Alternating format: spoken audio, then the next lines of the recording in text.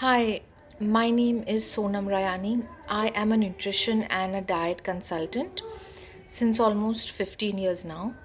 And I was told that I need to shoot a 10-minute video explaining what it is that makes up a balanced diet.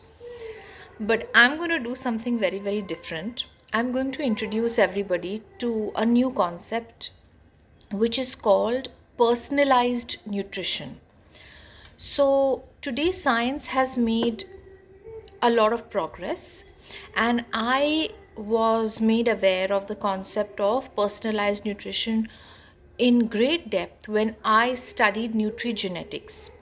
So, when a patient came to us, we would follow the approach of A, B, C, and D and then prescribe a diet. So, A stands for anthropometry. That means the patient's height, weight, BMI, everything to do with numbers. B stands for the blood work, the blood test. Somebody's cholesterol is high, somebody's diabetes is high, somebody is anemic. So, we need to take that into account also. C is the clinical symptoms that we see. So somebody comes to us with a neck that is much darker than the rest of the face, or somebody has some fungus that we can see. So according to that, we would formulate a diet based on what we see clinically.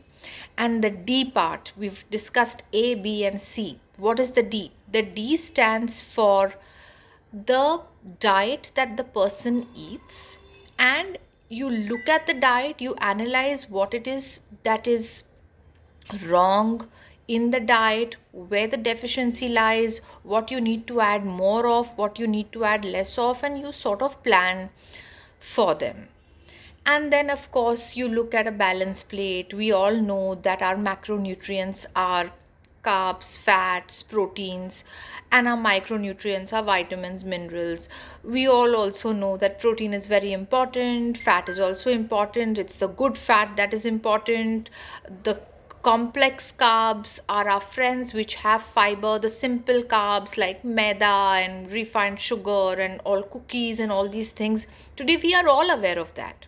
Now I'm going to twist something. A, B, C, D is the approach that we all used to follow. Now A, B, C, D plus G. What does G stand for? G stands for genetic information.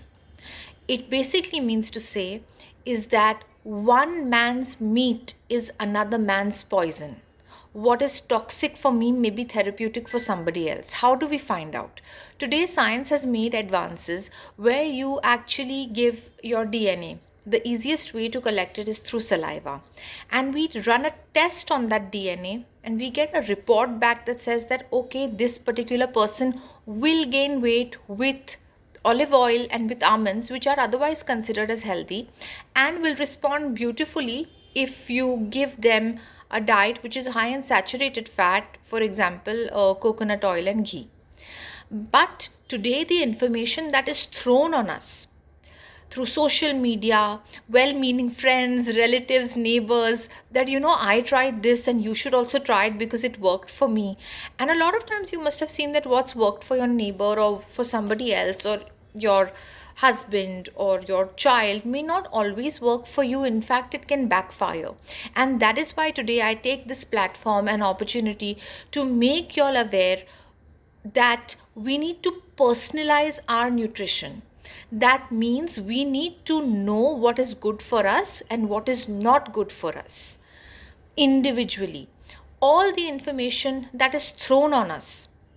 I was also asked to explain, in what forms do we incorporate coconut oil and ghee in the diet. But I'm not going to tell you. And why is it that I'm not going to tell you? Is that we must not use a generic platform where the kind of information that is thrown and told to us that okay, ghee is excellent, but for whom is the question, is the question that we need to ask ourselves. Have you looked at your lipid profile? Have you looked at the ratio of the good and the bad cholesterol? Have you looked at even if you can't do a genetic test, have you looked at your dietary profile? How much fat are you getting in the diet? What is the ratio of the good fat versus the bad fat? So basically, I just want to make everybody aware that whatever information is given to you on social media, whatever information is given to you, probably in a newspaper article, please take it with a pinch of salt. You don't have to follow everything that you read or everything that you are told or the information that is even thrown on your face. Nutrition is a field where we get conflicting information every day, which is why today we believe that not everything is for everybody. But generally speaking, please eat a diet that is extremely rich in good amount of protein, assuming that you don't have problems with your kidneys. So if you eat non-veg, make sure that you are eating your egg whites. If you are not sure about your lipid levels, eat about 3 egg yolks over 7 days. Make sure you have a good amount of skinless chicken and fish. Again, not deep fried, maida coated, not like that. And if you don't eat non-veg, make sure that you get your cup of curd, you get your chas, that you stock up on unsalted nuts and seeds. Not only will they give you protein, but also healthy fats. Very good to, lubricate our joints, all of those things.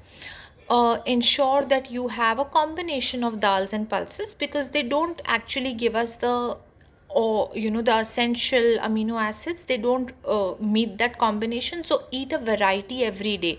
One day rajma, one day chana, one day moong. Also, when you're looking at dals and pulses, look at how your body can break it down. Your neighbor can digest chana very well, but you tend to feel bloated for 3 days after eating chana. So see what your symptoms and your body tells you.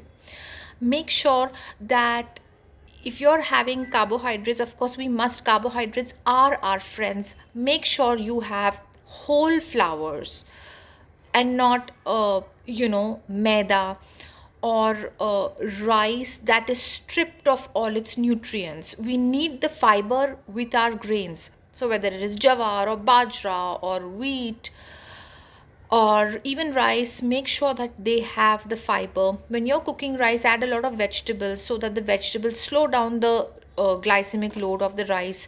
You will come across a debate, oh, wheat is bad, stop it. But don't stop it unless and until you personally feel bloated after eating wheat, or you feel like you're gonna get diarrhea, or you feel uneasy. Then stop it for 10 days and see how you feel. Then take the decision, unless of course you have celiac disease. So my point is, to cut a long story short, please understand your body and look at ABCD. Even if you can't do the genetic test today, it was important for me to empower you with the information. Whether you want to do it or not is entirely your choice. I'm just planting a seed of information in your brain. But always do regular health checkups and make sure that the kind of diet you follow is helping the blood work to get better and not worse.